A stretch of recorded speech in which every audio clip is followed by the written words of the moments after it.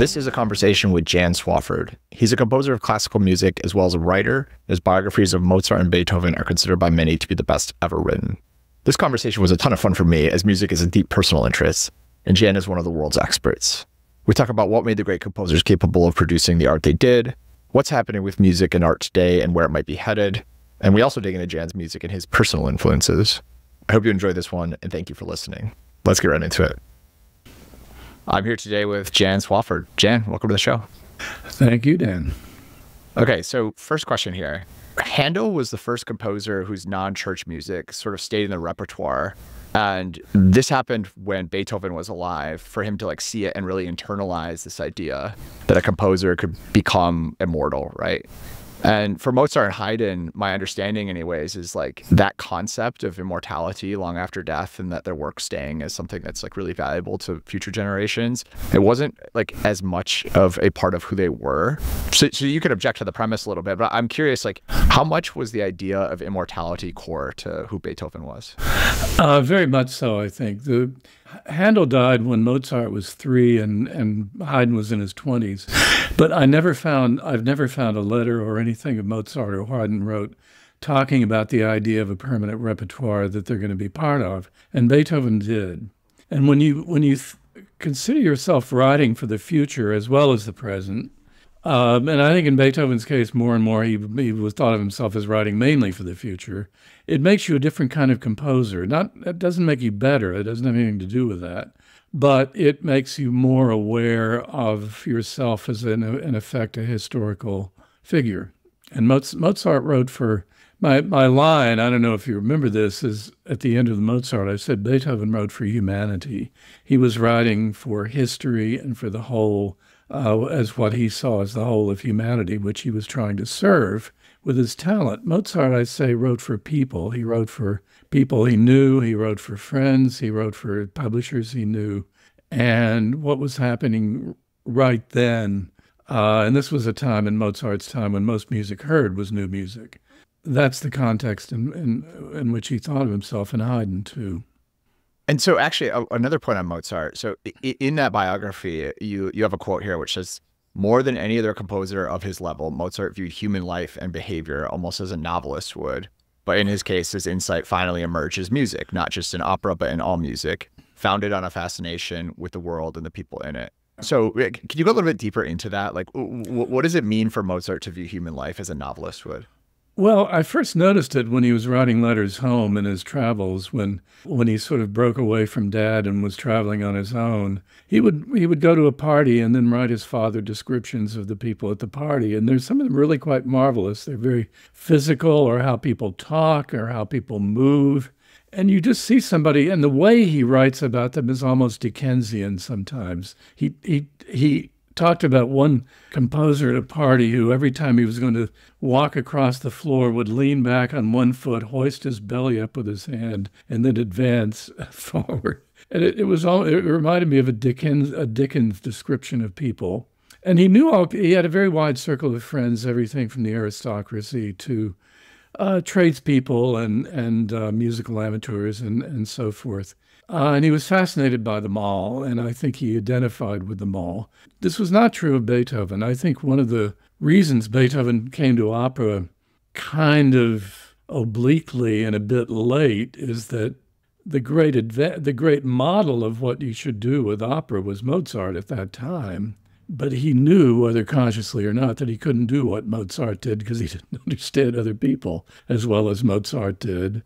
And he could not write comedy like Mozart did.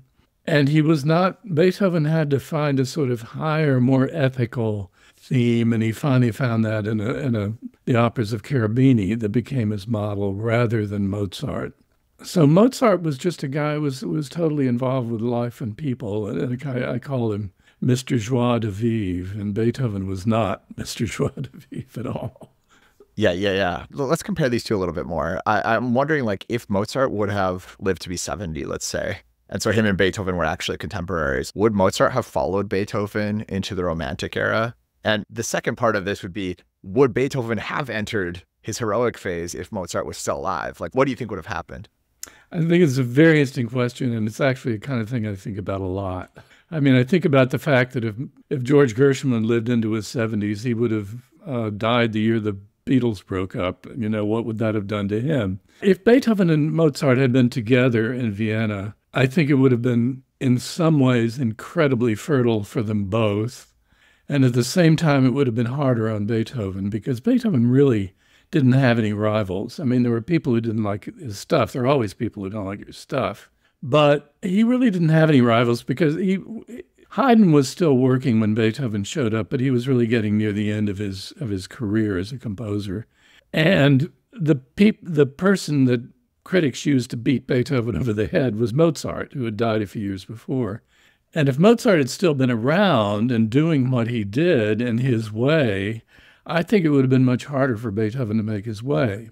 But I also think that Mozart would have understood what kind of a talent Beethoven was, and there would have been a great deal of cross-fertilization, but Beethoven would have had more resistance, is what it amounts to. But I think Mozart would have been probably interested, but how long he would have been interested. If Beethoven had written the Eroica when Mozart was still alive, would Mozart have been able to countenance that? I don't know. I don't know if Haydn was particularly fond of that piece. I think somebody said to Haydn when they heard the Eroica, well, we wouldn't do it like that, would we, master? And he said, no, we wouldn't. That's Haydn.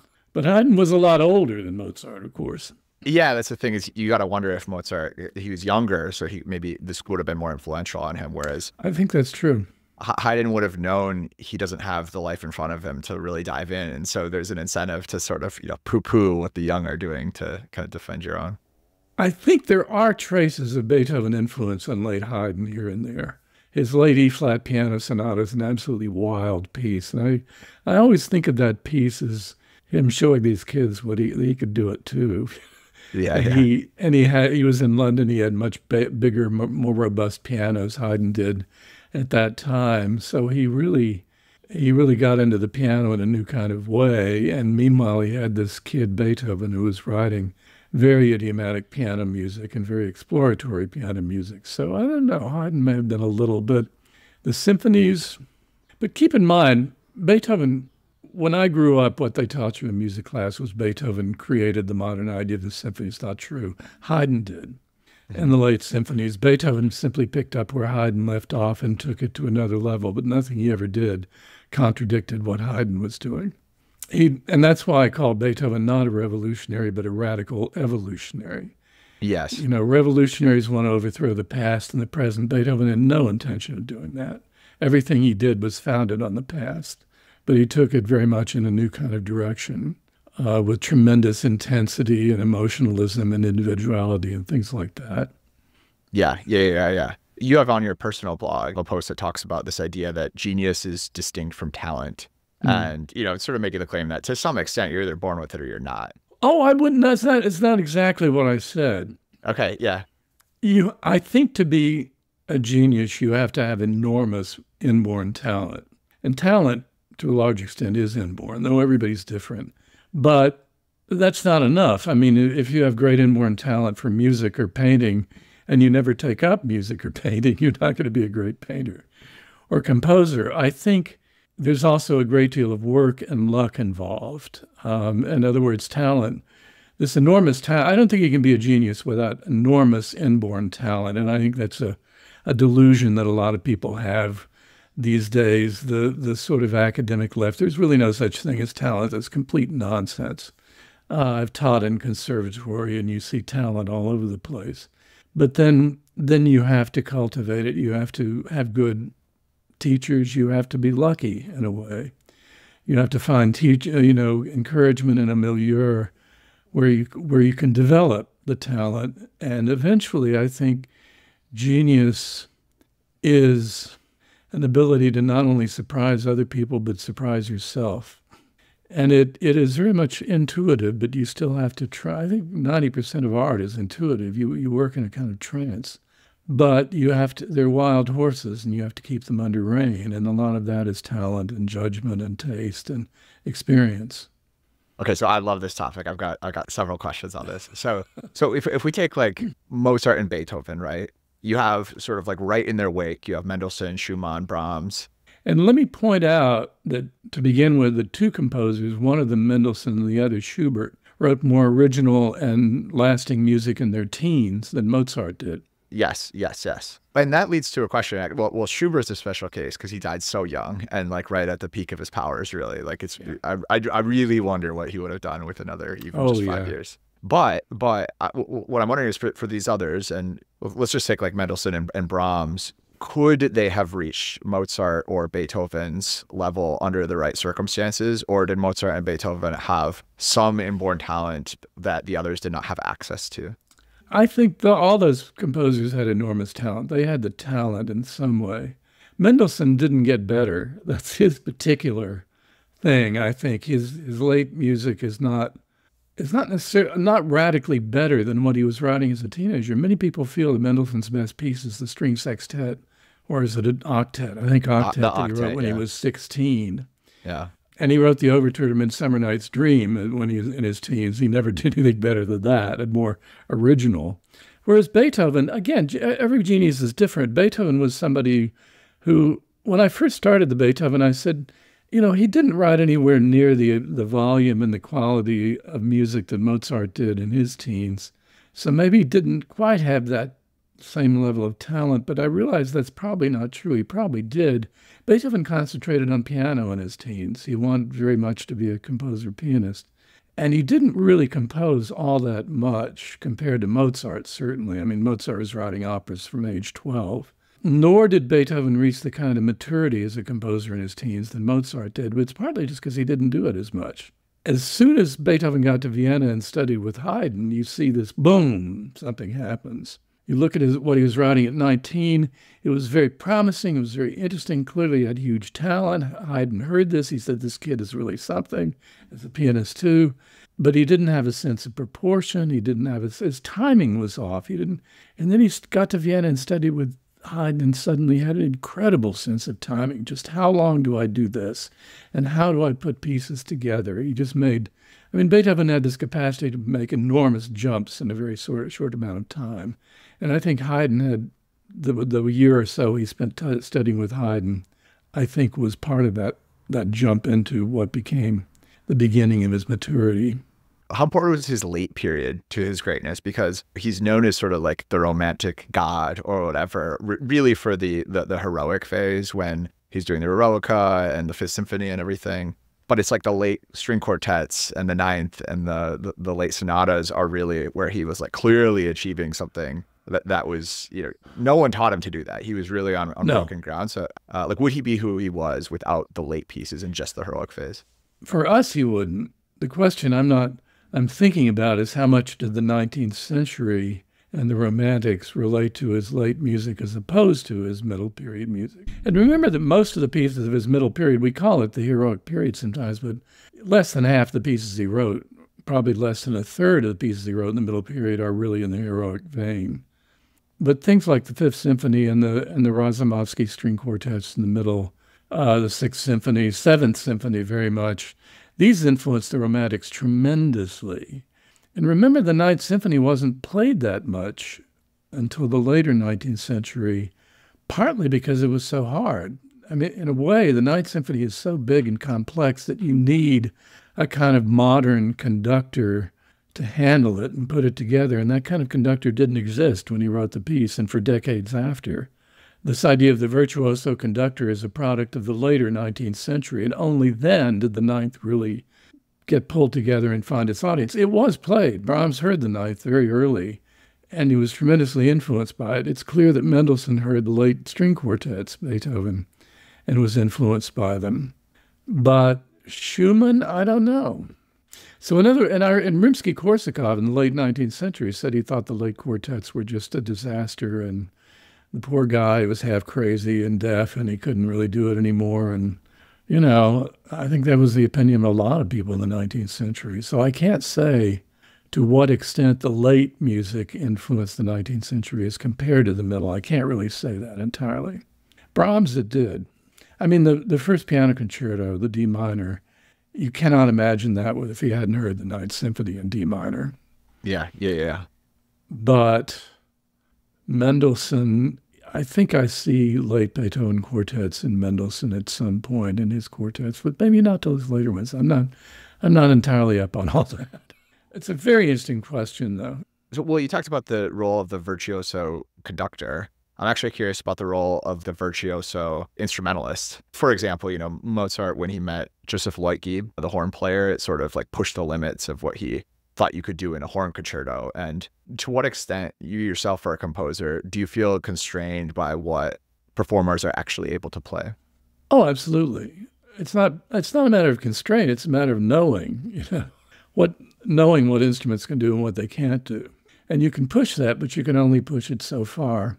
This may or may not be relevant, but there's a story. I studied with Jacob Druckmann at Yale, and I was his assistant in the electronic music studio. And he said when he first started doing electronic music, one of the things that most interested him was that he could create rhythms that were more complex and with electronic music than humans could play. So he did that. And he said he discovered it didn't sound like anything, that it just sounded like rocks hitting a tin roof. There was no life in it. And he realized that what he wanted to do was, if he could write difficult rhythms, but he wanted the effect of people struggling to play those rhythms because that's what brought it alive. And I've heard a certain amount of electronic music that is just very virtuosically facile, and it doesn't add up to anything. And I've done it myself when I was first doing electronic music. Yeah. So going back to this idea of talent, I want to stick on it for a second. How generalizable do you think the great composer's talents were? So like, let's say Leopold, Mozart's dad, he put him up to literature or painting. Do you think that Mozart would have been in the very top tier in one of those domains as well? Leopold was an incredible, he was the only teacher his children ever had in music and everything else. And if Mozart had the same kind of talent he did and didn't have that father, well, an example of that is Beethoven. Yeah. One of the reasons Beethoven didn't mature as fast as Mozart is he didn't have a Leopold Mozart. He had his father, Johann, who was alcoholic and a mediocre musician. And Johann tried to bill his kid as the next Mozart, including lying about his age. But it didn't really work, even though Beethoven was a hell of a prodigy. I mean, when Nefe, who became his teacher, got to Bonn when Beethoven met Beethoven at age 10 and started teaching him, he wrote an article saying this kid's going to be the next Mozart. Yeah. But Beethoven didn't develop as a composer as much in his teens as Mozart by half, nowhere close.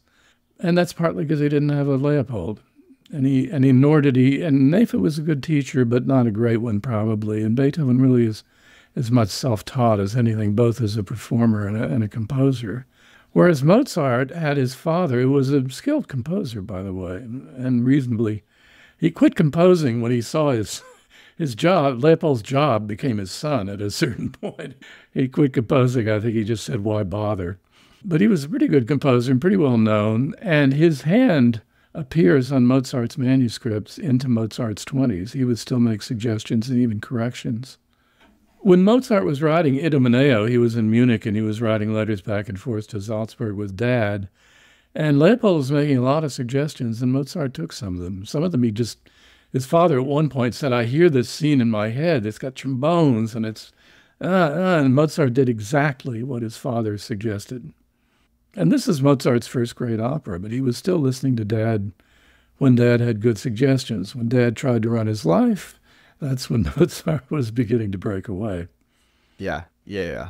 How should we think about Beethoven and the relationship with his dad? So on the one hand, it's kind of like a tragic story when you think about it. He suffered abuse as a child from his father. But on the other hand, like his work was sort of a direct, result of, or a direct consequence of the abuse that he suffered in some ways. It kind of made him who he was. My question is, can we have it both ways? Like, should we be grateful to his father?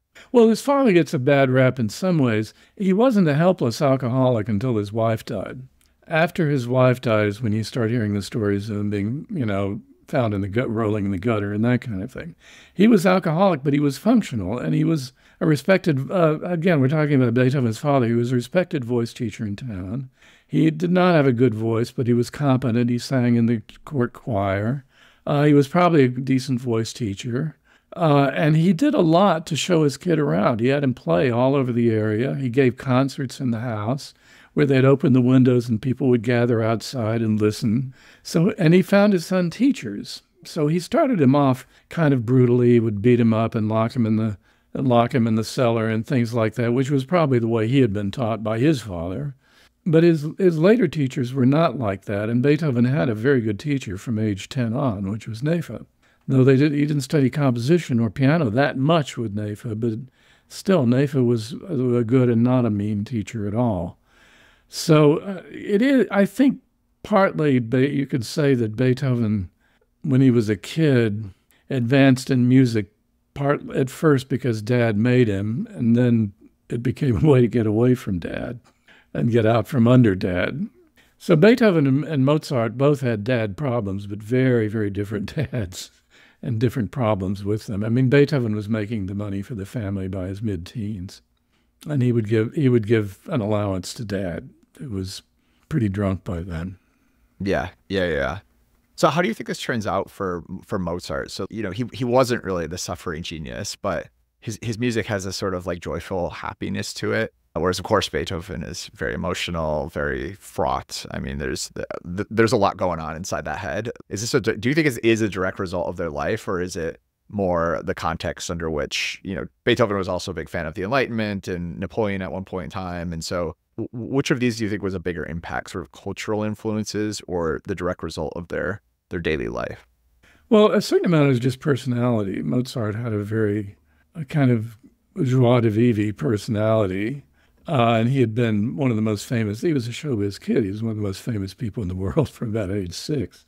That was not Beethoven. Beethoven was not as Mr. Joie de Vivre because he was sick all the time, and he'd been sick starting as a teenager.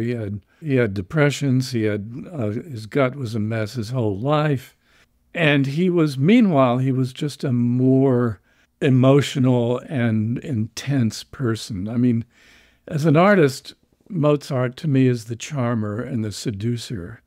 Beethoven is a guy grabbing lapels and saying, in 2 inches of your face, I'm telling you something very important, and you must listen to this.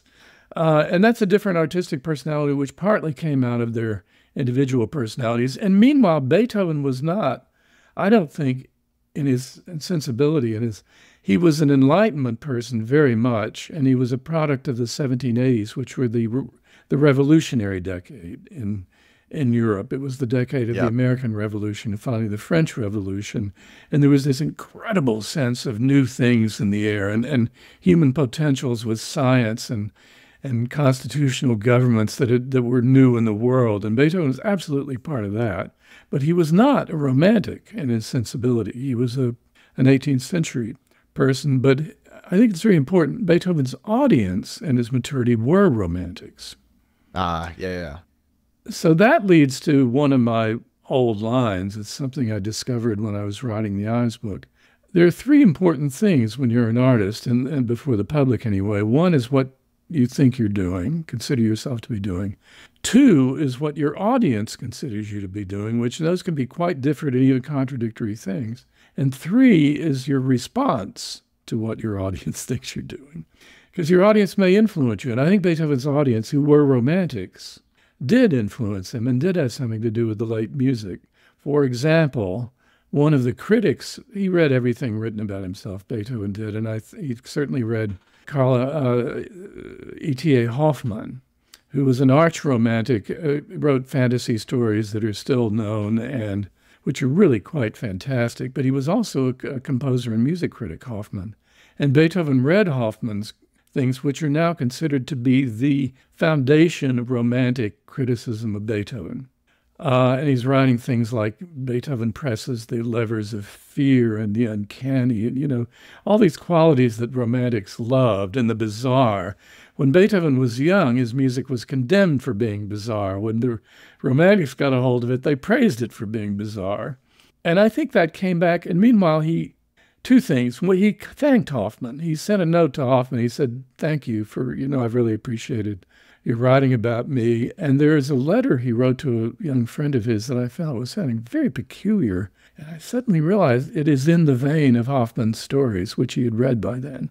So there is a romantic who is absolutely, Beethoven is aware of what he's saying about his music. And I think it gave him a new angle on his own work and new possibilities. I won't go so far as to say exactly how, but it may have stimulated and emboldened him, toward the late music. Being deaf did too, He was in his head. He couldn't hear music outside anymore. It was all in his head. And that takes on a very particular quality. Well, I won't say particular. It takes on a quality. I won't be too precise about it because it's not precise. I mean, it's like that fact is just like so mythical to me. It's almost like it's scripted or something. It's so crazy. Well, I mean, it's also amazing that he completely changed his orchestral sound when he was deaf and his string quartet sound when he was deaf. I mean, to be as a composer, that's beyond belief. Sometimes the Ninth Symphony didn't work. He did some miscalculations, but not that much. Mostly, he just created this wholly new and fantastic, huge, big orchestral sound. And the string quartets, the late quartets, some of the pages look like Schoenberg on the page. They're so wild in terms of texture and color. He's combining 4 different textures sometimes. Yeah, it's so crazy, almost as to be divine at times. So, okay, as a teacher, let's say the next Beethoven was in your class at the conservatory. Do you think you'd actually be able to spot them? Like, what characteristics or signs would you look for where you would say, holy cow, this student is something special? Well, that's a very good question. And basically, you're teaching a conservatory. You get these people who are thrown into this situation of just a boiling cauldron of music all the time. And they all grow and they all change. But you see some changing like this, and you see others taking off like a rocket. Yeah. And those are the ones, of course, who have talent and imagination. But some of those, in fact, most of those, almost all those who take off like a rocket at a certain point, yeah, they plateau out and stay there pretty much. And the ones who keep going and going and going, those are the ones who have the potential for genius. If I ever had a student that I felt had that, no. Do I have that? No. Even though I've certainly grown and changed, and I think I'm pretty good as a composer, and I think I just wrote my best piece at 77, but it's not getting on a plateau, and the same is true of a performer. Most performers, you get better when you first start getting serious about an instrument. You get better very, very quickly. And the further you go, the less, to get from nowhere to pretty good takes X amount of time. To get from pretty good to very good takes X squared or more. And to get to be really fantastic and to make these tiny, tiny gains, but keep going and keep going, it takes an enormous amount of effort and time and talent and discipline. We will come back to your best piece being written at 77 because I want to dig into that. But one follow-up on this point here. So let's say you were convinced without like a shadow of a doubt, you're saying this student has Beethoven level potential. But like, of course, the modern world is very different from where these composers grew up. Like, and the paths that you could take, the institutions and structures, and just the whole realm of classical music is like much different. Knowing what you know about how classical music works today, how would you guide them to make sure that they reach their full potential and like really go down in history as one of the greats? Well, I wouldn't know that. I would know somebody had tremendous potential, and if I watched them through their, first 10 or 15 years of their career, I might say, geez, this person is... But the mechanisms and the kind of milieu that Beethoven had in his time don't exist anymore. There was a real system for recognizing and fostering talent, by a lot of it by the aristocracy and the church, and they had the money to do something about it. So Beethoven didn't have to go and spend a lot of time yelling, look at me, look at me, look at me, because he got to Vienna and there were immediately people who knew a phenomenal keyboard player when they heard one and knew a great composer or a budding composer when they heard one, and they would do a lot of the promoting themselves. These days, as a composer, you try to get a teaching job because that's the only way to make a living unless you have a lot of money. And then you have to be an entrepreneur. You have to sell yourself. And in a world where you can't make a living at it, most likely, and where there is no milieu to foster composers and bring them along, you have to do it yourself. So you have to be a creator and an entrepreneur at the same time. This is something I'm terrible at.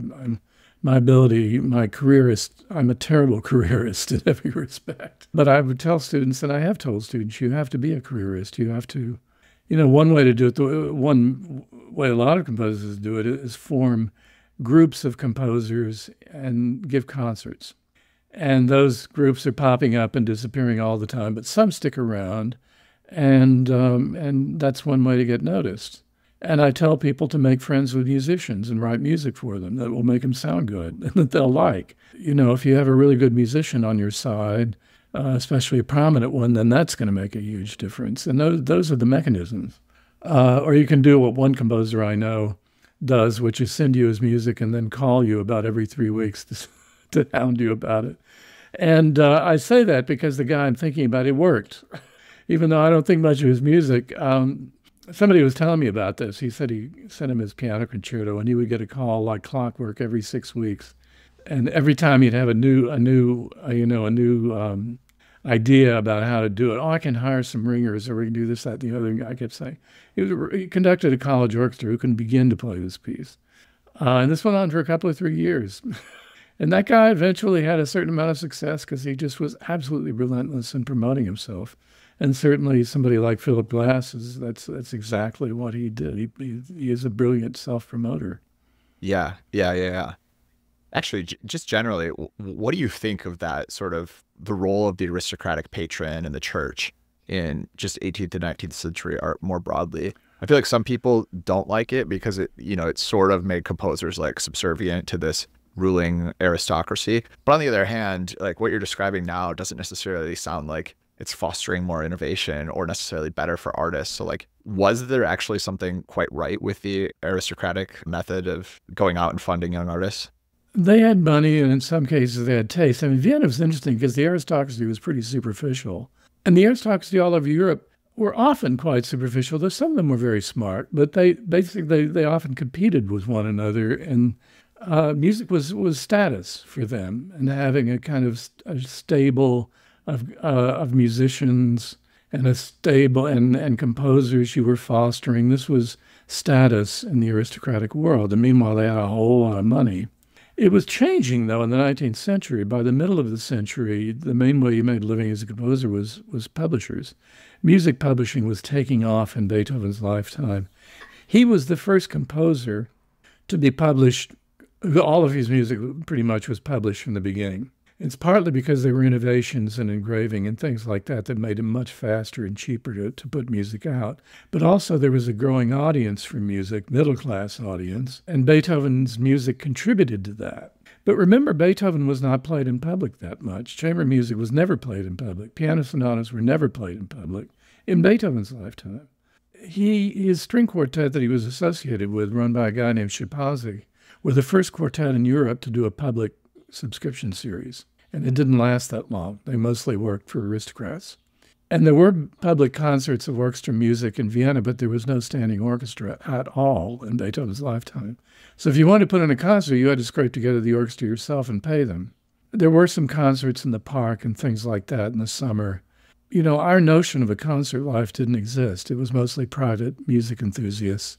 The first performances of the Eroica were in a room not much the size of a large banquet hall for audiences of 20, 30, 40 people. But as the century went on, partly because there'd been this incredible run of genius. I mean, Bach and Handel and Haydn and Mozart and Beethoven, and then Schumann and Schubert.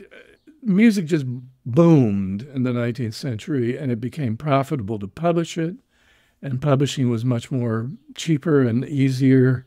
And so the sales of sheet music took over as a way for composers to make a living. Question on sort of like those really early legends. And I know Germany is like a new concept as a sovereignty. So, but like broadly speaking, you could classify Bach, Mozart, and Beethoven as of German descent. Could they have been French or Italian? Like, why is it that these three all happen to be German?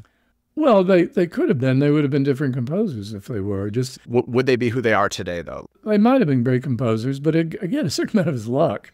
Yeah. So they would have had to be lucky too, in a different way, in a different place. As I say in my book about Beethoven, he grew up in Bonn, which was one of the most intensely enlightened and progressive states of all the many states in Germany. And if he'd grown up somewhere else other than Bonn, he might have been a very great composer, but he wouldn't have been the same.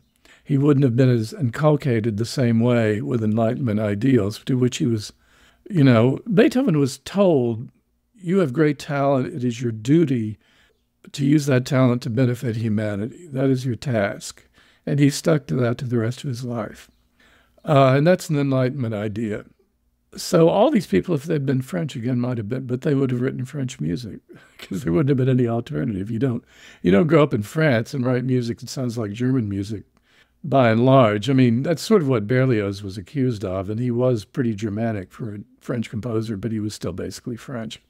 Yeah, I guess what I'm wondering is like if there was something about Germany at that time that sort of like, was fertile ground for young talent to come up and get into music. It was just a great place to be a musician, that's all. I mean, think, Beethoven grew up when there was a court musical establishment, an orchestra, an opera, a theater. He played in the opera orchestra. He accompanied opera rehearsals, so we heard, and they played all the latest stuff, so we heard all the new Mozarts, within a year of their being premiered, probably. He heard everything, and he played in the orchestra, and he played at court, and he got paid for this. It was not you couldn't make an international reputation in Bonn. You had to leave for that, and he did. But it was a fantastic place to grow up as a musician. But there were other places like that, and, in Vienna and Berlin, and there were places all over Germany. Mannheim was another place like that. Mannheim had probably the greatest orchestra in the world for a while when Mozart was young, and it fostered composers. None of them were in Beethoven's league or Mozart's league. There was just these fertile music places where you had all kinds of experience. I mean, Beethoven was also a church organist. He was assistant to Nefe as a church organist. So he was playing piano, he was playing organ, he was playing violin and viola in the orchestra. He was listening to new operas. He was playing at court as a soloist. He was traveling as a soloist with the orchestra, the court orchestra. This is an incredible way to grow up as a musician. Yeah. And just by the way, like the reason I'm so interested in these types of questions is it seems obvious that if you have this cluster of really talented people, they're all from like broadly the same area, must be something causal about the culture and like what's in the water or whatever. And so, the question of how do you get more Beethovens or Bachs today surely has something to do with figuring out figuring out the culture and the environment that people are able to grow up in. And so, yeah. Well, Italy had a fantastic musical culture, but it had largely to do with opera. So if you grew up in Italy, that's what you did. And when Mozart's dad, when Leopold said, "Okay, son, I want you to write, we're going to gear you up to write opera, so we're going to go to Italy because that's where you learn to write opera." So it has to do with the milieu. Let me tell a story that I think is great in terms of the idea of a milieu. When Rossini was young, there was a system of going from city to city and writing operas. When you were a young, composer trying to get known for writing an opera, and you'd breeze into town, you'd meet the singers, and you would on the spot write an opera for these singers, piano accompaniment, and it would either be a hit or it was not. And if it was a hit, you would have a lot of girlfriends, you'd have a lot of whining and dining, and you would be lauded, and then you go on to the next town and see if you could do it again. And what a fantastic way to become an opera composer.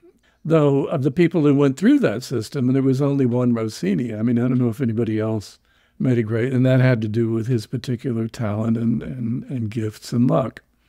Okay, so some questions, just these are all going to kind of start to point towards like the modern era and where music has evolved to.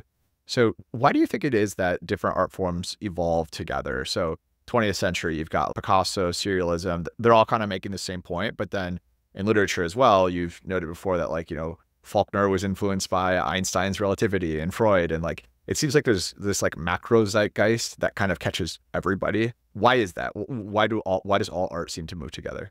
Well, in the first place, you used the word zeitgeist, and I believe zeitgeist is a real thing.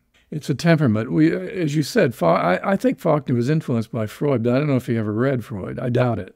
It's possible, but I doubt it. Yeah. But these ideas were just in the air. And if you were in the arts, around the arts, you picked up these ideas by osmosis. And every period has its zeitgeist.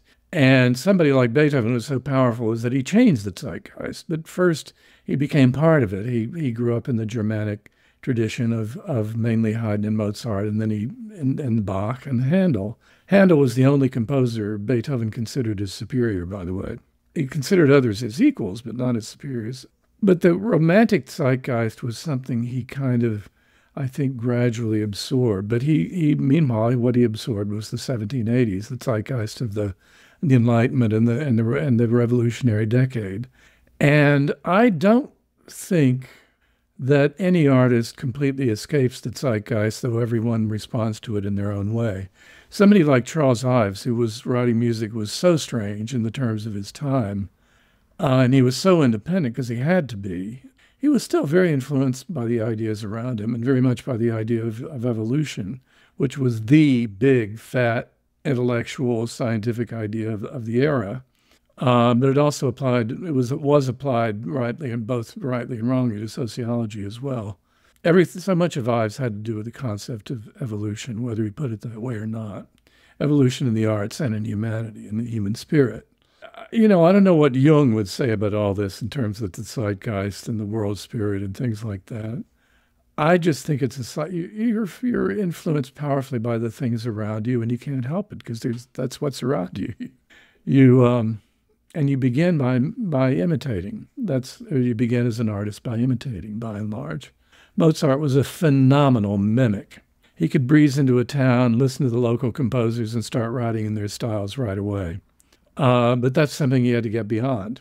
Just like he had to get beyond his fame and his being a prodigy, because when he grew up, he had to show up and say, hey, I'm not a kid anymore. There's no alternative. You don't come as an artist. You don't come out of nowhere. You come out of your time in the zeitgeist. You may be independent in many, many ways, and I think I'm a very independent composer. I don't write like anybody else, but I did for a while, and then I gradually moved beyond it. So here's a question for you as a composer, and I had this frame just like more generally, but I'm curious for like your own experience with it. We just sort of agreed here. It does feel like there is a zeitgeist and everybody's kind of like wrapped up in it. It's really hard to ignore. But as a composer, you can kind of think about picking and choosing your favorites for influences, right? But what I'm curious is it doesn't seem like there's that many people that are able to ignore certain movements before them. So like, for example, after Beethoven, nobody in the Romantic era, at least as far as I'm aware, that was really big, completely ignored him. You had to grapple with the fact that Beethoven was there. And then, like it or not, yeah, you had to deal with it. Yeah, you had to deal with it. And then it sort of seems like the same thing for like Schoenberg nowadays.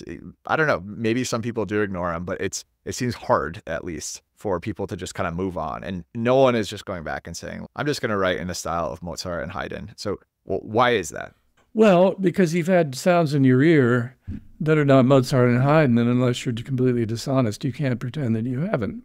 Though you can certainly write in retrogressive ways. You can write, regular chords and tonal harmony and, what are called the Atlanta school today. People like Jennifer Higdon are very much writing traditional veins and having a lot of success at it. But you can't pretend that you aren't who you are, and who you are is, to a degree, your experiences. Whether you like Schoenberg, for example, or not, you've heard him. And one thing, though, about the zeitgeist, the zeitgeist when I was coming up in graduate school was dominated by serialism. And there was a phase when students were literally be told, if you're serious, you write serial music. And if you're not a serialist, you're not serious. And that was ridiculous. It was never anything but ridiculous. And when I was in graduate school, I saw all these what I call petit revolutionaries running around trying to revolutionize everything. And I said, this is nuts. This is crazy. Most of this is just nonsense. And there aren't that many genuinely new ideas in the world. They don't happen that often. And when everybody's trying to create them, it just is chaos. I would say that the zeitgeist now in the arts is chaos. That's what I think it is. It's anarchy and chaos. And so to find a grounding for yourself as an artist in any medium in that, I think is unique to this period, because you're grounding yourself in a period of chaos. It's like you're trying to find firm ground in a flood. And I think my line about what you have to do as a composer is that there's lying around you is the rubble of all past systems of music. There's tonality and late tonality and the Renaissance and the Baroque and, 12th tone and serialism and minimalism and primitivism and futurism. And all this stuff is just lying around. And what you have to do as a composer is pick up bits and pieces of these ideas and techniques and philosophies and aesthetics, and from that cobble together your own thing. When I was at Boston Conservatory, we had a big composition department. I think when I left, there were 30 some, maybe even 40 students and maybe five faculty. And all those people wrote in 45 different ways. And none of them were straight serialists, and none of them were straight minimalists. And yet all of us were influenced by serialism and minimalism and neoclassicism, all kind, and Cage, and all those flavors and elements were circulating around among all these composers, but in a different way in every person. Got it. So you said before in another interview that 12-tone music, basically, it became an orthodoxy because Schoenberg explained it. And then you have other composers like Bartók who never really actually explained their work. So the question to you is, like, should they be explaining their work? Well, Bartók never refused to teach composition. He said it can't be done. You have to find your own way. That's one of the reasons he was practically starving when he got to America. He refused to teach composition. He only taught piano. Oh, that's interesting. What you just said, I thought you may have picked this up idea from me at some point, because I really believe that's true. Why did so many people adopt Schoenberg's system? Because he explained it. If Bartók had explained his system, there would probably be a lot more people writing like Bartók. Hindemith explained what he was doing, so a lot of people wrote like Hindemith. That's just how it is. And I think, are any of these people, I think I have a very ambivalent attitude towards serialism. I like a lot of Schoenberg, but he's the only composer, 12-tone composer I like a fair amount of. I tremendously love early Webern, what's called the free atonal Webern. When Webern got very serious about serialism, I don't like his music anymore. Sorry. To me, he started playing mahjong with notes, which is what I call most serialism. But Schoenberg is passionate. Schoenberg is expressive, which he isn't given much credit for, but he is. He's often expressing despairing and dark things, but that's how it goes. Perrault Lunaire is just a matter of he took up these very strange poems. Here, I'm going to tell you another great principle of creativity, Okay. which you're not taught in school. You're taught in music school that innovation is entirely a technical matter. You bend this, you break that, you extend this, you write new kinds of this, that, and the other, and that's what innovation is. Every one of the great musical innovations came from trying to express something outside music. The Eroica, the greatest revolutionary symphony ever written, was called Napoleon. It was called Bonaparte. It was a piece about Napoleon. Wagner wrote music dramas, and he evolved a revolutionary musical style to express his stories and his characters. Schoenberg, when he started to write Perrault Lunaire, had these very strange, decadent, wonderfully weird poems, so he evolved a very weird musical language to express them. And he did it in a traditional way, what's called a melodrama, which is speaking to music, speaking verse. Mozart used this idea. It was an old idea, but all Schoenberg did was said, I want to have more control over the speaking than melodrama has in the past, so I'm going to notate it precisely. That was the only difference. But the language was to express those strange poems. Rite of Spring, another one of the great innovative things, was a story about primitive Russia and so forth and so on. Every great musical advance has to do with trying to express something outside music that is maybe new in itself. The Ballet Russe was doing revolutionary kinds of dance, so it called for a revolutionary music. Schoenberg was very much a part of late kind of fin de siècle, wonderful decay of romanticism into the fin de siècle, and he was part of that, and he contributed to it. When I was in graduate school, I said everybody in all the arts I knew they were trying to be revolutionary, and I just thought it was stupid.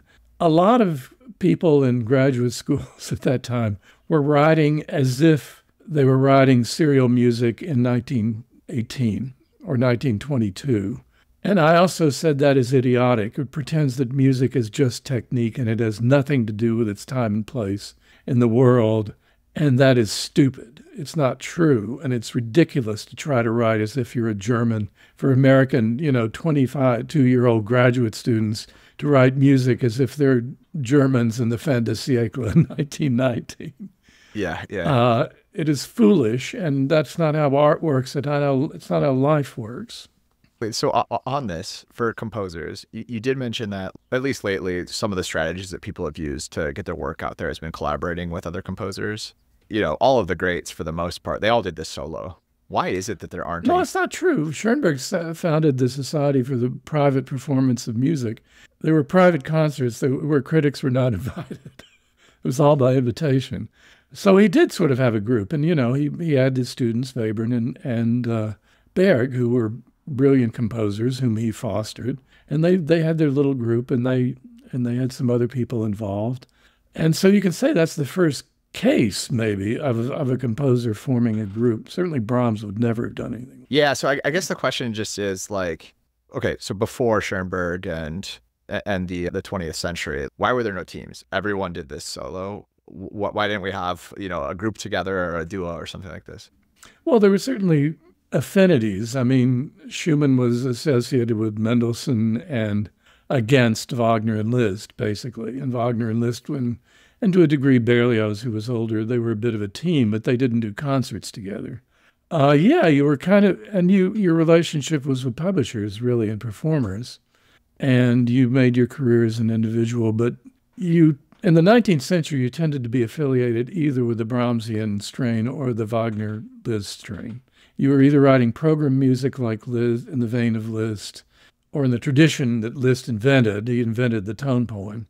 Or you were sticking to what was called abstract or pure music in the vein of Brahms, who did not write on stories, or if he did, he never admitted it, except that occasionally he dropped little hints about its connection to his life, because his music was connected to his life. He just didn't like to talk about it or hear about it. If Beethoven stayed alive, which way do you think who do you think he would have sympathized more, and who do you think more correctly got his influence? Would he have woken up and said, Wagner, you got it, you understood, you keep going, or would he have said? Well, Wagner certainly painted himself as the heir of Beethoven, but he also said the symphony is dead and the future is basically me. Yes. So would he agree, or would he say, no, like, you fool, you're supposed to stay within the confines of symphony and work within these bounds? Or would Beethoven have written more, if he'd lived another 20 years, would he have written more program music? Because the fact is, the program tradition was founded basically on Beethoven, pieces like the Pastoral Symphony. Yep. But also every one of Beethoven's overtures is very programmatic. I mean, you hear the story, you hear the characters. He didn't like to admit, Beethoven actually kind of put down the whole idea of program music, especially when Haydn did it. And yet he did it anyway. And he was very good at it. But he never quite admitted that that's what he was doing, except in cheesy commercial pieces like Wellington's Victory, which Beethoven, as he said, I know this is crap, as he said. When a critic criticized it, but this crap is better than anything you ever did. Yeah. But Beethoven might have felt less self-conscious about program music. That's about the only thing I can think of. Would he have been influenced by Wagner's music dramas? He wouldn't have lived long enough to see those in their maturity anyway. Yeah, I just wonder if he'd approve of the concept, or if he would have said, Brahms, you got it right. This is what I was pointing towards. I'm not sure. I'm not sure either. I think he would have been. I mean, he never admitted being influenced by anything, but he was anyway. Just like he never admitted writing program pieces, but he did anyway. I don't know. I can't say. I think he might have found more affinity in Brahms because Brahms was so close to him. I mean, I've heard an eminent Brahmsian say the first two Brahms symphonies are Beethoven's 10th and 11th, and the third is the first real Brahms symphony, which isn't to say the first two aren't great pieces, but they are so overtly in Beethoven's line of thought. But then there's, as somebody said to Brahms about the first symphony, gee, that chorale theme in the last movement is very reminiscent of Beethoven. And Brahms said, yeah, any jackass can see that. And what he meant is, yeah, it's true, but, I contributed something too. It doesn't really sound like Beethoven exactly. It sounds like me, you jackass. Well, so I've heard you say that the very first show that got you into classical music was you saw Bernstein conduct Brahms 1. Is that true? And Yep. Yep. what influence did that have on you? Well, I played that melody with a all East Tennessee Junior High honors band a year before, and I just loved it, but I had no idea who wrote it. And meanwhile, I had forgotten it. I was sad that I couldn't remember that wonderful melody anymore. And then suddenly in this concert, there it is, and I was just changed as a person. I always say that's when I became a musician. I was talking to Leif Ove Ansnes about this once, and he said for him it was the middle part of the second movement of the Third Symphony, that huge fugue, which is one of the pinnacles of music, I think. And that same thing had a lot to do with my being a musician too. I think a lot, and I know Manuel X slightly, and he said for him it was the Brahms Second Piano Concerto. There are these moments that just knock you over and change your life. You have to be ready for them. You have to be primed. But when they happen, they happen. Yeah. Alex Ross, the New Yorker journalist, he wrote about the classical music recordings in 2023, and he commented, "I can't remember a year of so many pleasure-inducing, addiction-triggering albums." So basically what he's saying here is he thinks that the world of recording anyways is still really, really great. Do you agree? Do you think that the world is still generating great recordings? Well, I think he was talking about the pieces. And one of the things about the current situation in music anyway, I mean, visual arts are very different. I mean, you can throw a pail of dirt in the corner and get paid $1 million for it. That's the situation of the visual arts now. And I'm not really exaggerating that much. You can't do that as a composer. But here's what I think. I think in the 60s, minimalism appeared. And it did. I don't like most minimalist pieces. My line is I don't like minimalism except for the pieces I like, which is mostly Steve Reich music for 18 musicians. But what minimalism did is break the power, the stranglehold that serialism had on the Academy, and it became so simplistic, often childishly simplistic, writing stuff that a 4-year-old could understand, but it opened up everything in the middle. And I'm one of those people in the middle. And so what you have now are people like Jennifer Higdon writing very 19th century music that really calls 19th century romanticism. You have still some serial composers, I'm sure, here and there, but you have other people writing just an amazing variety of voices, and some of those are very appealing. Like Caroline Shaw, who won the Pulitzer a few years ago with this marvelous vocal piece that had, I just remember feeling that this had elements of the last several hundred years in it and put together in a way that was entirely new and her own. And that's the kind of thing that, and a piece that's tremendously appealing without feeling like it's pandering in any way. So that's the kind of thing I'm sure that Ross was talking about. And there are other composers like that. I have to admit, I don't systematically keep up with new music as much as I probably should. So a lot of what Ross is probably talking about, I don't even know. Actually, a lot of what he was commenting on in this specific one, so yes, he does write a lot about new contemporary music, but it was specifically like recordings. So I think what he's getting at is like, there are still great pianists coming out with full cycles of the Beethoven piano sonatas.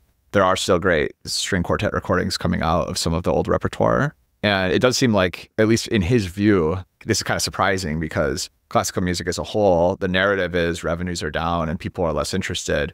But at the same time, it seems like there's more, the 10th best pianist today is like as good as, way better than the 10th best pianist maybe at any time ever in history. So I'm just curious if you agree with that sentiment. I can't say in terms of pianists. I really don't know.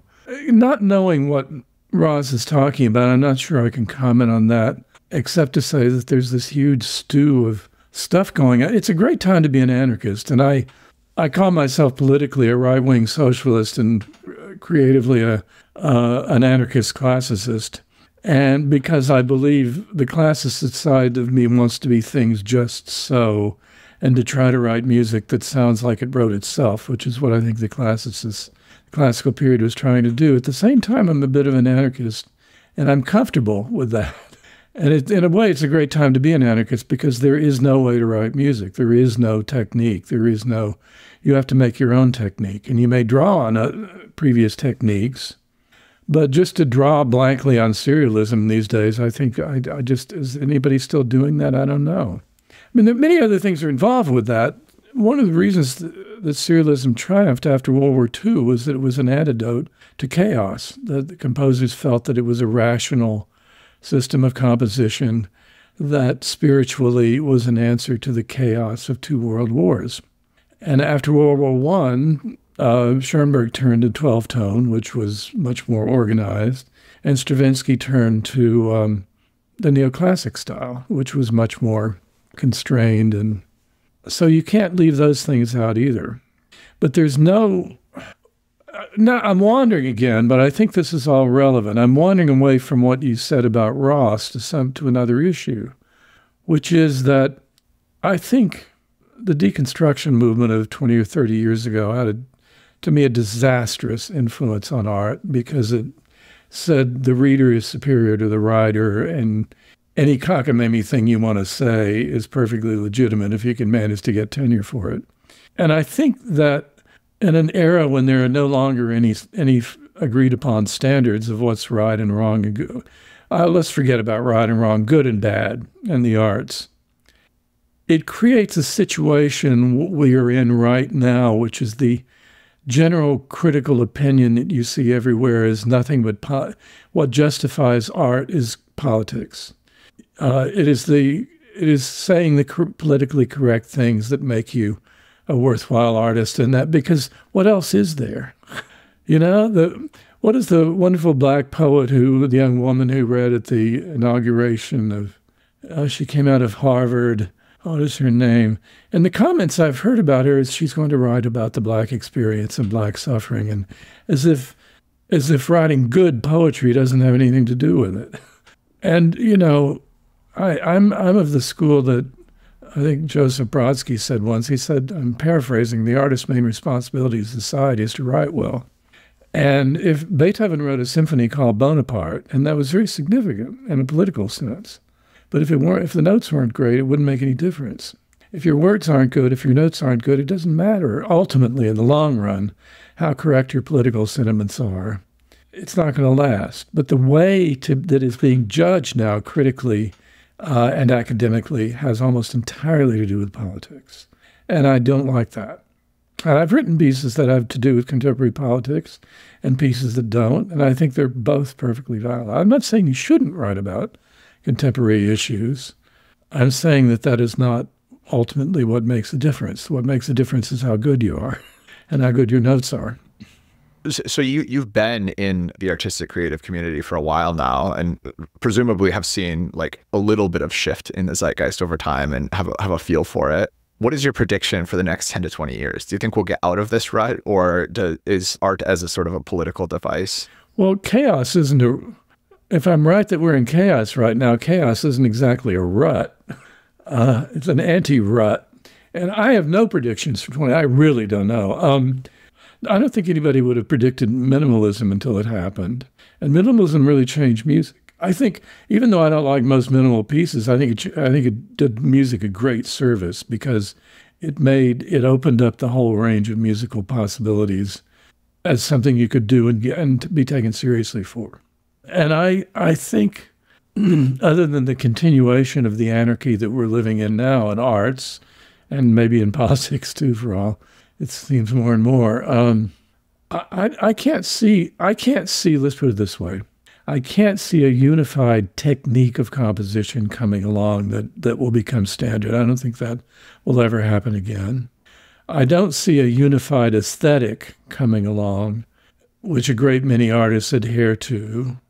I don't think that'll ever happen again, though that is maybe more possible than a technical thing. But other than that, I can't predict. And as somebody, I read a thing once that's really influenced me a lot. It said they analyzed a bunch of prophecies, a great many of them. I mean, this was a study, and they found it had there was no difference between prophecy and random. Prophecy was random. It had nothing very solid to do with. I mean, who would have predicted that Donald Trump would become president of the United States? That idea would have been so ridiculous. And yet, here we are. Yeah, Even when I look back like a year in my life, sometimes I'm shocked by how many things happen that you're like, there's just no way you could have ever seen it coming. Your personal life, what's going on in the world, it doesn't matter. It's just so hard to get a grasp on it. As somebody said once, the future is old-fashioned. We've learned better than to try to predict it. I mean, the movie 2001 technologically could have very easily happened. But I'm not talking about the slab. I'm just talking about the technology to get to Jupiter or whatever, or to have bases on the moon. We just didn't go that way. That's all. Yeah. So a couple questions on your pieces of composition. So They That Mourn, I was listening to it on YouTube this morning. I would highly recommend. I'll link to it in the show notes. But I'm just curious, like, who are your biggest influences on this piece? Good question. That's what I've always said is my best piece for quite a while, and certainly my best performance. Though I've got one coming out on piano with Adam Golka that is going to be in that league, but I haven't heard it yet. On Mourn, it's in the vein of music I've been writing for a decade or two before that. So there was that. It was a commissioned piece. I just started it as a piece, and I was working on the beginning when 9/11 happened. And I said, don't let that get in the music. It's too big. It's too early. Don't do that. But the bit just took over the piece. I couldn't help it. And in fact, the beginning of the piece was absolutely appropriate to an elegiac piece. So the biggest influence was an immediate response to 9/11. Musically, I'm sure there's some Brahms in it. I think some people would call that a neo-romantic piece. I don't admit to that. I mean, I've been called neo-romantic, when to me I'm no more that than neoclassic and neo-Balinese and neo-Indian, and there are a lot of influences in my music, and neo-blues for that matter.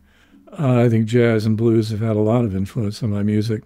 There's some kind of rhythm and bluesy stuff in the piece, but that's there to evoke the city. I imagine the beginning of this piece as if on a normal day going to work, you're driving down the road and you're hearing stuff. And some of that stuff is kind of chaotic, and maybe you go past a radio and that's playing something.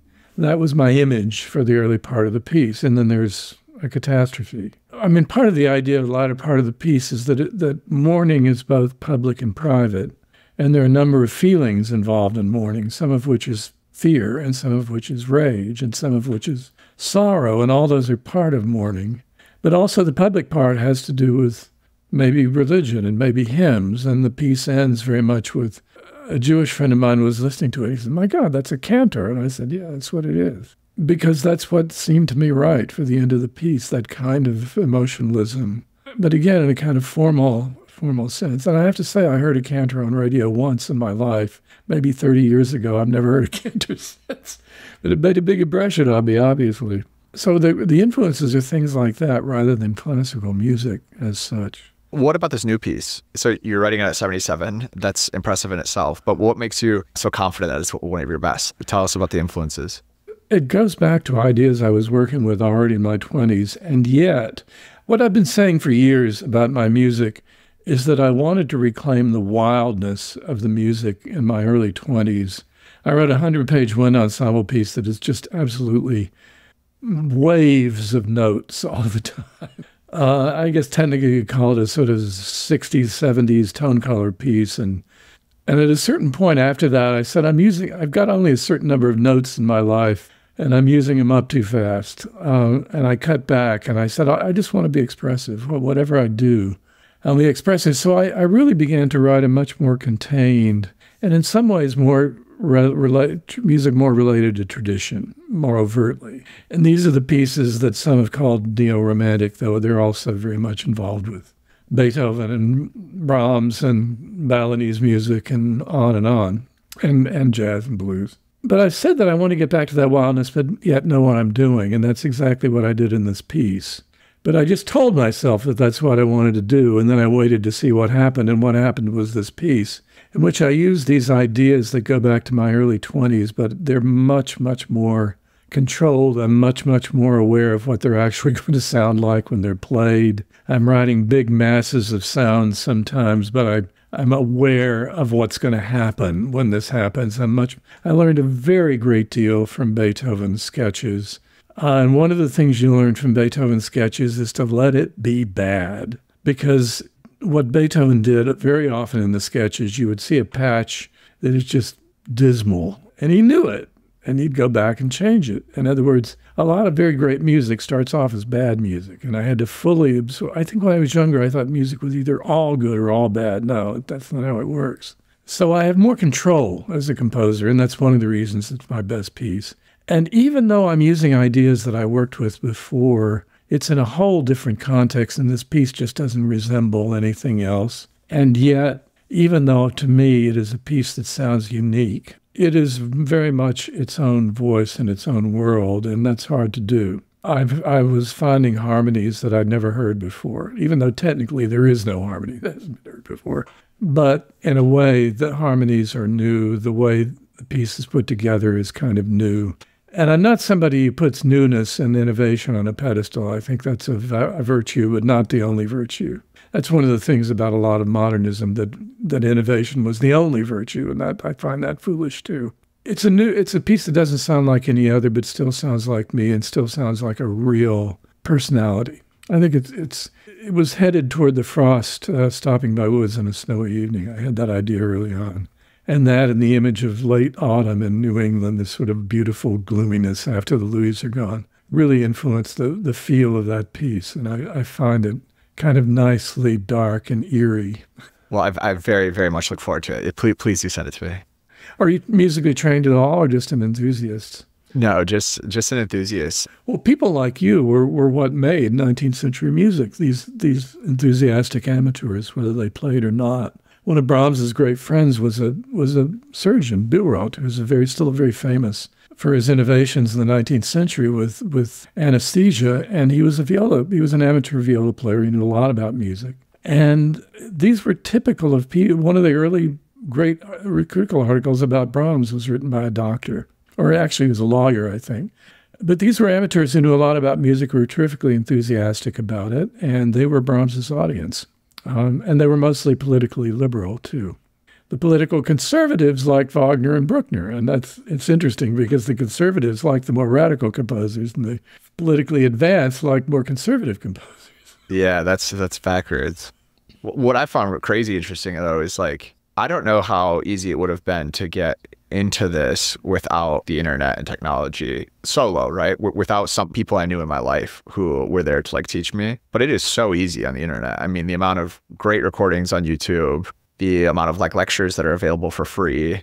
You have Spotify, which with endless music that you could just always dive into. There's forums where people are just chatting all day about this stuff. It's really crazy and it's really great, but I think the availability of music is absolutely fabulous, but it's also has a problem. And I talked about this at the end of the Brahms book. In Brahms's time, you didn't get to hear Beethoven symphonies live very often.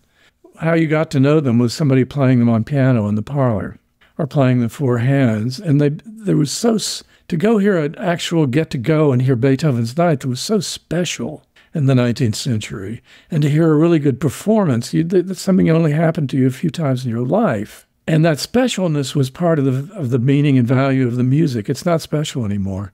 It's all, whatever you want to listen to, from hip-hop to Schoenberg to Beethoven, is all just a click away online. And I think to a degree it tends to make it less special. In fact, I know it does. So it's a double-edged sword is what I'm saying. The availability you were talking about is certainly tremendous. At the same time, it kind of tends to all glob together because it's so easy. It's like the difference between climbing a mountain and driving up a mountain. And I'm an old mountain climber, so I know the difference. It's the same mountaintop, but it's not the same. That's a very, very good analogy, I feel. Yeah, yeah. Actually, I did have a couple questions just on your writing. So I found this really, really interesting, which is in your Brahms book, there's a dispute, right? And there's this topic where he claims that he was abused in brothels when he was like a young man playing piano for them. And I heard from your blog anyways that you had a friend that was on the Pulitzer Prize committee, and they told you that you didn't have a chance at it because you took the viewpoint that Brahms was being truthful and that he was abused in these brothels. My understanding anyways of this was there's people within academia or from the committee who really truly believed that this was false and like have, a whole reputation and career based on the fact that this is false. And so what I was curious about is It seems to me that that fact is sort of a he said, she said, and you can look at the evidence and like you made your conclusion, but yet you have people with a career vested interest in having one thing be considered the truth. I'm just wondering if that influenced actually how you wrote your later books, like your Mozart or Beethoven. No, not at all. Because I don't have any vested interests. I think I follow the facts as best I can find them, and it doesn't matter to me one way or the other. The issue of Brahms and the brothels, they were these waterfront establishments that were a handy combination of restaurant, dance hall, and brothel. And they were in the St. Pauli district, and the St. Pauli girl beer. The girl on the cover is one of those St. Pauli girls who were waitresses, and they were multifaceted. They were also prostitutes. And Brahms said all his life that he was abused by these women when he was 12, 13. And you don't make up things like that. And there's multiple testimonies to that. But a famous Brahms scholar came along and said, no, it never happened. And everybody figured the German had to be right, because I came along as writing a Brahms book. Nobody had ever heard of me. And the Brahmsians, I think to this day, don't take me seriously because I came out of nowhere, Every book I've written has been like that. When I was writing about Ives, I called a leading American music specialist, and he said, "Who the hell are you?" And when I finished the book, he vetted it for me and gave me a lot of very good suggestions. And then he wrote to the publisher and said, "Don't publish this." He later relented, and I'm not going to say who it was, but I don't worry about that. By the way, the friend on the Pulitzer Committee who told me that wasn't my friend after that. I think a certain amount of people agree with me now. I think if you're a historian biographer, you should not found your career on anything but what you believe to be true. So my main opponent in this, the Brahms got slammed for the issue of the brothels more than any other single issue. In fact, that is the main issue that it got slammed for, and not by all the reviews, by some of them. And the main person who went after me about that is somebody who made a career of representing these ideas of Kurt Hoffmann, the German scholar, said it never happened. She founded her career as a Brahmsian on saying this never happened. And what I'm saying is you shouldn't found a career on anything like that, but what you believe to be true. And if I'd been convinced by better facts, I would have changed the book. In fact, I did. I went back to Hoffmann, I looked at it again, and he convinced me that the Brahmses were not dirt poor, as poor as Brahms painted them as. Brahms did not lie, but he did exaggerate. And he exaggerated the struggle, the financial struggles of his family. They were up and down, but basically they were more or less bourgeois, nor did they live in a slum when he was born, which was the old tradition. And Hoffmann convinced me he was right about that they weren't living in a slum, and they were up and down, but did sort of okay. So I changed that. I went back and changed all that. And if he'd convinced me about the brothels, I would have changed that too, with no problem at all. Because I don't care one way or the other, as long as it's what I think is true. And the main reason I think it's true is because Brahms said it. And you don't make up things about yourself. You don't make up a shameful and humiliating lie about yourself and repeat it your whole life. Least of all Brahms, who hated lies and lying. Yeah. Question on music versus literature. Bach, Mozart, Beethoven, you can disagree at the margin about whether they're like the best three composers ever, and people will have. But I don't know of any other art form where it's so widely agreed upon that you'll get like those three names. Well, I don't know. You get Rembrandt and Vermeer. There are people who dominate at every period, though it's going to be different in the visual art. It is different. Every art has its own thing. For example, Romanticism happened to visual arts long before it happened in music. Yeah. I guess in literature, do you think there's the same thing? Like, that's where I was going to cut at. Because, like, I think it's just different, right? You could have Shakespeare, Homer, Dante, Tolstoy, like, just depending on sort of what you're interested in. But it almost seems like in music, the godlikeness of Beethoven and Bach and Mozart, people will stick their nose up if you think someone is better than Bach, right? And I don't see that quite as much as in literature as you do in music.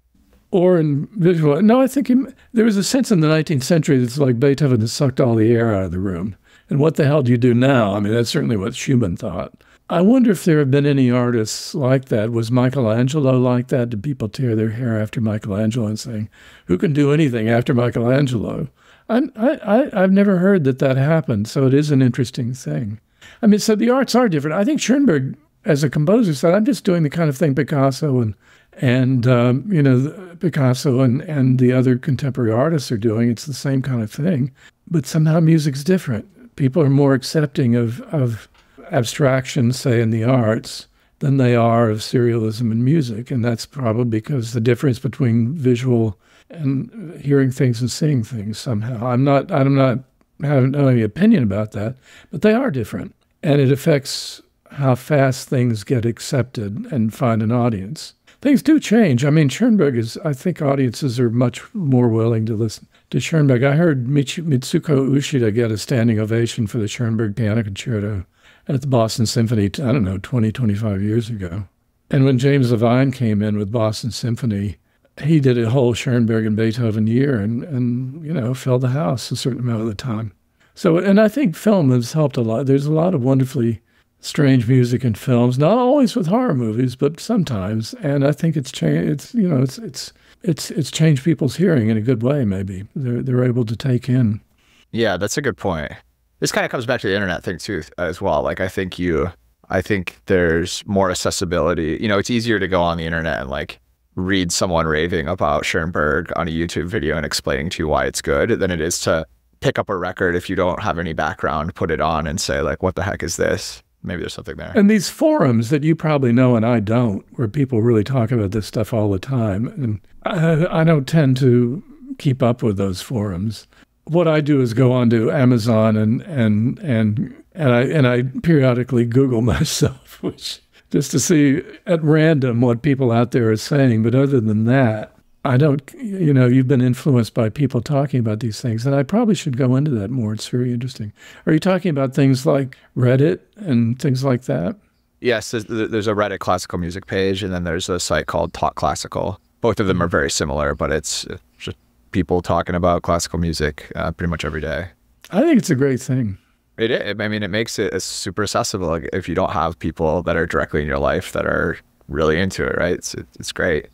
You mentioned that when you wrote your first two books, people said, who are you? I think you're Beethoven and you're Mozart as just like a layman going on the internet and saying, what biographies of these composers should I read? You're pretty much the first one that comes up. So that has changed in time. That's those two are both top recommendations if you search around. I'm really a very lazy person, but I'm dogged as hell. I just kept doing it and waited for the dollars to flow in, and they never did. The only book I've ever been paid reasonably well for was the Mozart. The others, the Ives, I was paid $15,000. And the Brahms, I was paid a lot more than that. But after all was said and done, I had about 60 grand for 3 years of work. I can only imagine how much the Beethoven and Mozart took to go through all that source material. The Beethoven was incredible. The Mozart, well, I tell people my Charles Ives library is about 2 bookcases. My Brahms library is about 3 bookshelves. My Brahms library is about 3 bookshelves. My Beethoven library is about 2 bookcases. The amount of writing on Beethoven was overwhelming. Mozart was 1 skinny bookcase, so it seemed relatively easy by comparison. I heard you mention in an interview that you believe there are 3 great spiritual forces. So science, religion, and art. And it seems that public perception has turned a bit negative on actually all 3 over the last few decades. Are you optimistic or pessimistic on science, religion, and art in the 21st century? If there's a certain anti-science movement, but it's not going to change science. It's not going to destroy science, and nothing's going to destroy religion either. And I don't think anything's going to destroy art, though I'm more concerned about art in some ways than the others. The reason I say those 3 things is that to me, science is about what's possible to know within the limited means at our disposal, which is a lot, but it's still very limited. In other words, good science, you limit yourself to the scientific method and to what our instruments can measure and to what can be seen and measured, but that leaves a great deal of things out. Religion, to me, is about what can't be known. It's about the things that will always be beyond us. And that's why faith is involved. And to mix religion and science is a disaster for both. And to say that the Bible is scientific is just total nonsense, because what it's for.